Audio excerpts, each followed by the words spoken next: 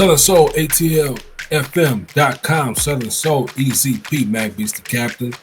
And everybody is in an uproar about Rodney Hinton and the reaction he's getting in the justice system and in society as a whole. If you're just not hearing about it, Rodney Hinton's son was in a stolen vehicle, supposedly got out and ran, and while running, he was killed by the police during that confrontation. And the day after, his father, Rodney Hinton, found a police officer that was directing traffic in the middle of the road and drove his vehicle into the officer, killing him. And a lot of people are upset about it. After that happened, Rodney Hinton's family started a GoFundMe account.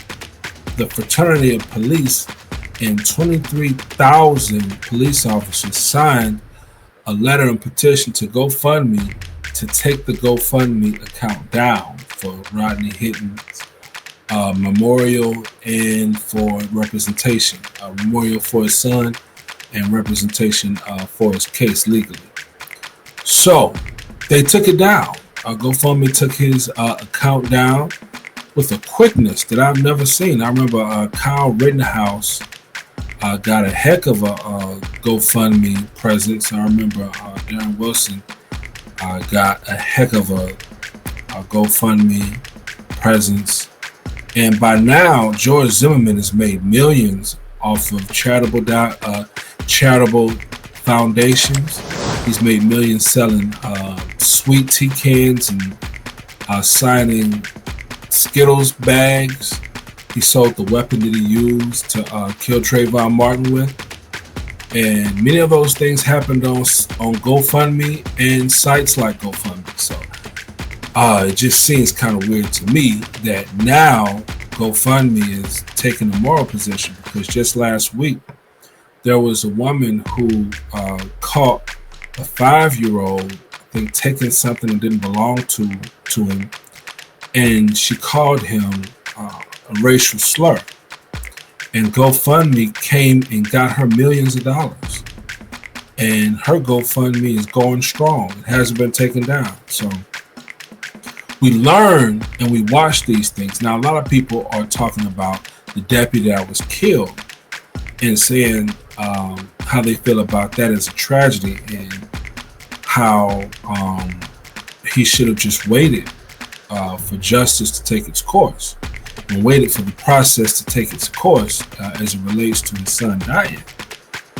And sometimes it comes to pass that justice isn't served. But is justice really running over some random deputy that's directing traffic?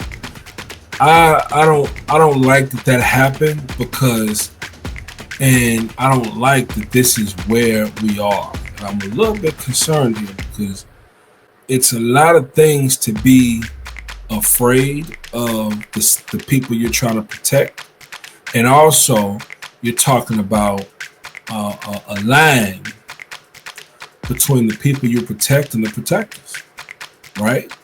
So I got somebody who has a little bit more experience in these things and who knows a lot more about, I guess we would call it, dealing with public safety and how the police interact with black people. ECP. Man, it's unfortunate that kind of thing really happens. It's just that we have been turning the other cheek for a very, very long time. And so this new generation kind of thinks differently than people who are my age. That has to be said right up front, because many people have always thought that way, actually. But in masses, for people like me, the baby boomers, we didn't really necessarily want to practice an eye for an eye.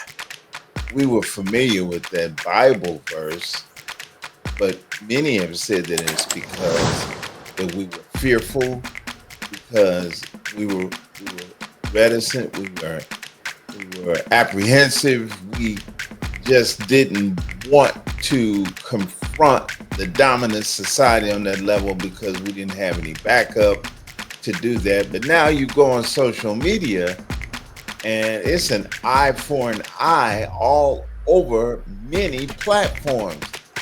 It's amazing to actually see. And I think that melanated people are tired, and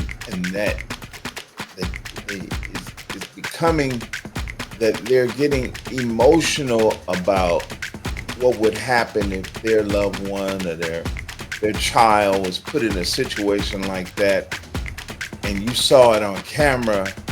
What would you do? That's the key. What would you do?